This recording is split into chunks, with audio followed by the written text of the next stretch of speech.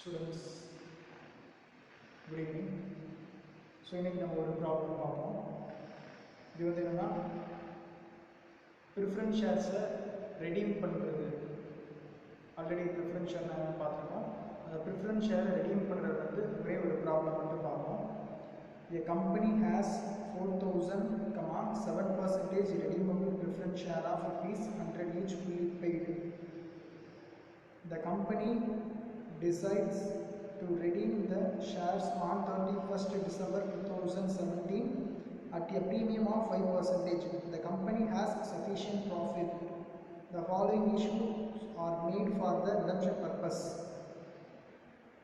So ஒரு company இருக்காங்க, 4,000 preference share, அதுக்கு வந்து 7% டிவிடெண்ட்டு.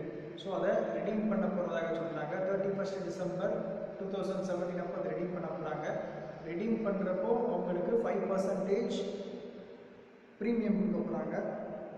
ஸோ அதுக்காக அவங்க வந்து ஒரு சில புது ஈக்விட்டி ஷேரிங் டிபென்ச்சர் இஷ்யூ பண்ணுறாங்க. அது என்னன்னு பார்ப்போம். First 1000 equity shares of ₹100 each at a premium of 10%. ரெண்டாவது 1000 5% debenture of 100 each. So the issue was fully subscribed and all the amounts were receive. எல்லா அமௌண்ட்டுமே ரிசீவ் பண்ணிட்டாங்க, எல்லா ஷேருமே சப்ஸ்கிரிப்ஷன் கிடச்சிருச்சு. The redemption was duly carried out. அவங்க சொன்ன டேட்டில் ரெடம்ஷனையும் கேரி அவுட் பண்ணிட்டாங்க. Write journal entries. ஸோ இதுக்கான ஜேர்னல் என்ட்ரிஸ் கேட்குறாங்க. ஸோ ஃபஸ்ட்டு கணக்கு தெளிவாக புரிஞ்சுக்கோங்க. ப்ரிஃபரன்ஸ் ஷேர் வந்து 4000 இருக்குது. ஒரு ப்ரிஃபரன்ஸ் ஷேரோட ரேட் வந்து ₹100. அதுக்கு டிவிடெண்ட் வந்து 7%. ஸோ அதை ரெடீம் பண்ண போகிறாங்க. அதை ரெடீம் பண்ணுறப்போ அந்த ஷேர் ஹோல்டர்ஸ்க்கு வந்து 5% ப்ரீமியம் கொடுக்க போகிறாங்க. ஸோ இதுக்காக என்ன பண்ணுறாங்கன்னா ரெண்டு விஷயம் இஷ்யூ பண்ணுறாங்க. ஒன்று வந்து 1000 equity shares of ₹100 each at a premium of 10%. அந்த ஈக்விட்டி ஷேர் இஷ்யூ பண்ணுறாங்கல்ல, அதுக்குரிய ப்ரீமியம் வந்து 10% சொல்கிறாங்க ஒரு ஷேருக்கு. ரெண்டாவது 1000 5% டிபென்ச்சர் ஆஃப் 100 ஈச். ஸோ இதை இஷ்யூ பண்ணி அதுலேருந்து வர கிடைக்கிற காசை வச்சு தான் என்ன பண்ண போகிறாங்கப்பா, ப்ரிஃபரன்ஸ் ஷேர் ஹோல்டர்ஸ்க்கு கொடுக்க போகிறாங்க. ஸோ அதை பற்றின என்ட்ரிஸ் தான் கேட்டிருக்காங்க. So first entry. So first என்னன்னா டிபென்ச்சர் இஷ்யூ பண்ணுறதுக்கான என்ட்ரி. ஸோ பேசிக்காக அவங்களுக்கே தெரியும், டிபென்ச்சரை இஷ்யூ பண்ணுறப்போ அமௌண்ட் எப்போ கம்பெனி கலெக்ட் பண்ணாலும் சரி, கம்பெனி அதாவது பேங்க் அக்கௌண்ட்டை டெபிட் பண்ணிடுவோம். ஸோ ஃபர்ஸ்ட் என்ட்ரி பாருங்க, bank account debtor to 5% debenture account. அதே மாதிரி மொத்தம் வந்து 1000 டிபென்ச்சர். ஒரு டிபென்ச்சரோட ரேட் எவ்வளோ பாஸ் சொல்கிறாங்க, ₹100 சொல்கிறாங்க. ஸோ டிபென்ச்சர் மூலமாக நம்ம கம்பெனி ரிசீவ் பண்ணது வந்து ₹1,00,000. ஸோ அடுத்தது பாருங்க, இப்போ அடுத்தது வந்து ஈக்விட்டி ஷேர்ஸ் இஷ்யூ பண்ணுறாங்க.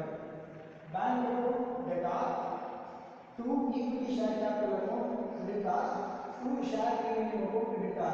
இதில் பார்த்தீங்கன்னா 1,110 ஒரு ஈக்விட்டி ஷேர் ரேட் வந்து ₹100. ஸோ அதுக்கு ₹10 ப்ரீமியம். ஸோ இது வந்து நம்ம மொத்தமாக ரிசீவ் பண்ண அமௌண்ட். இப்போது ஷேர் கேபிட்டலாக எவ்வளோ ரிசீவ் பண்ணியிருக்கோம், ஷேர் ப்ரீமியமாக எவ்வளோ ரிசீவ் பண்ணியிருக்கோம் அப்படிங்கிறத கிரெடிட் பண்ணணும். ஸோ ஷேர் கேபிட்டலாக ₹1,00,000 ரிசீவ் பண்ணியிருக்கோம், ஷேர் ப்ரீமியமாக ₹10,000 வாங்கியிருக்கோம். ஸோ கீழே narration being first issue made for redemption. So இப்போ ரெண்டு அமௌண்ட்டுமே நம்ம வாங்கியாச்சு. ஸோ இப்போ அடுத்தது பாருங்க, share premium account debtor profit and loss account debtor to premium on redemption account. இப்போ இந்த ப்ராப்ளம்ல என்ன சொல்லியிருக்காங்கன்னா ₹20,000 ப்ரீமியம் கொடுக்கணும். அது எங்கே சொல்லியிருக்காங்கன்னா ரெடீம் பண்ணும்போது அவங்களுக்கு அட் எ ப்ரீமியம் ஆஃப் 5%. அந்த 4,000 ப்ரிஃபரன்ஸ் ஷேர் ஹோல்டர்ஸ்க்கு எவ்வளோ கொடுக்கணும், 5% ப்ரீமியம் கொடுக்கணும். ஸோ அந்த ப்ரீமியம் 4 lakhs 4,000 ஷேரு, ஒரு ப்ரிஃபரன்ஸ் ஷேர் ரேட் வந்து ₹100. So 4,100 4 lakh rupees. அந்த 4 lakhல 5% பார்த்தீங்கன்னா ₹20,000 வரும். இப்போ கவனிங்க, இந்த ₹20,000 நம்ம ஷேர் ப்ரீமியம் கொடுக்குறத கம்பெனி, அதாவது கம்பெனி ப்ரிஃபரன்ஸ் ஷேர் ஹோல்டர்ஸ்க்கு ப்ரீமியம் அமௌண்ட்டை கொடுக்கும்போது ஷேர் ப்ரீமியம் அக்கௌண்ட்டில் தான் எடுத்து கொடுக்கணும். அதாவது நம்ம இந்த ஷேர் ப்ரீமியம் அக்கௌண்ட் 10,000 வாங்கியிருக்கோம்ல, இந்த அமௌண்ட்லேருந்து எடுத்து தான் அந்த ப்ரிஃபரன்ஸ் ப்ரிஃபரன்ஸ் ஷேர் ஹோல்டர்ஸ்க்கான 5% ப்ரீமியம் கொடுக்கணும், ஞாபகம் வச்சுக்கோங்க. So okay, share premium amount data 10,000 rupees இயருக்கு கொடுத்தாச்சு. ஆனால் நம்ம அவங்களுக்கு கொடுக்க வேண்டியது எவ்வளோ பாருங்க, 20,000. ஸோ இப்போ நம்ம என்ன பண்ணோம்னா ப்ராப்ளம்னு சொல்லியிருப்பாங்க, சஃபிஷியன்ட் ப்ராஃபிட் இருக்கு அப்படின்னு சொல்லியிருக்காங்க. ஸோ ஷேர் ப்ரீமியம்ல இல்லை, அடுத்து நம்ம எதுலேருந்து எடுத்து கொடுக்கலாம், இந்த ப்ராஃபிட் அண்ட் லாஸ்ல இருந்து எடுத்து கொடுக்கலாம். So profit and loss amount வந்து ஒரு 10,000 ருபீஸ். இது ரெண்டையும் சேர்த்து எவ்வளோ கொடுக்கணும்னா ப்ரீமியம் ஆன் ரிடக்ஷன் அப்புறம் 20,000 நம்ம அவங்க பே பண்ணிக்கலாம். கீழே பாருங்க, being the premium on reduction appropriated. So உங்களுக்கான ப்ரீமியம் எடுத்தாச்சு. இப்போ அடுத்த பாருங்க, profit and loss account to capital reduction reserve.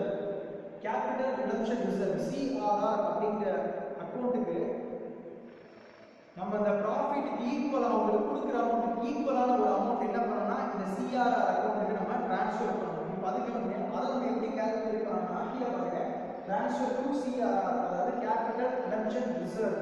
அதுக்கு நம்ம ட்ரான்ஸ்ஃபர் பண்ண வேண்டியது, அதாவது 4 lakh நம்ம ப்ரிஃபரன்ஸ் ஷேர் ஹோல்டர்ஸ்க்கு கொடுக்க வேண்டிய அமௌண்ட் வந்து 4 lakh மைனஸ் இந்த 1 lakh என்னன்னா நம்ம இப்போ புதுசாக ஈக்விட்டி ஷேர் இஷ்யூ பண்ணியிருக்கோம்ல, அதோடைய ஃபேஸ் வேல்யூ அது வந்து 1 lakh. ஸோ ரெண்டே எஸ்எம்எல் நம்ம கிடைக்கிறது வந்து 3 lakhs.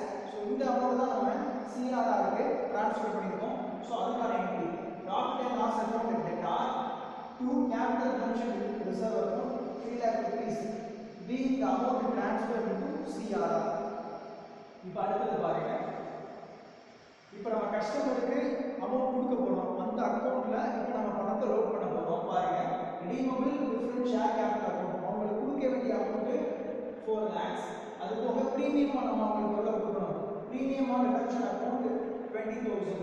ஸோ இதை நம்ம எந்த அக்கௌண்ட்டை லோட் பண்ண போறோம் அதை நம்ம கிரெடிட் பண்ணிருக்கோம். So to redeemable preferred shareholders account 4,20,000. இப்போ பணத்தை லோட் பண்ணியாச்சு. இப்போதான் last entry, redeemable preferred shareholder account data to bank account. Company amount receive பண்ணும்போது பேங்க் அக்கௌண்ட்டை டெபிட் பண்ணிருக்கோம், கம்பெனி அமௌண்ட் கொடுக்கும்போது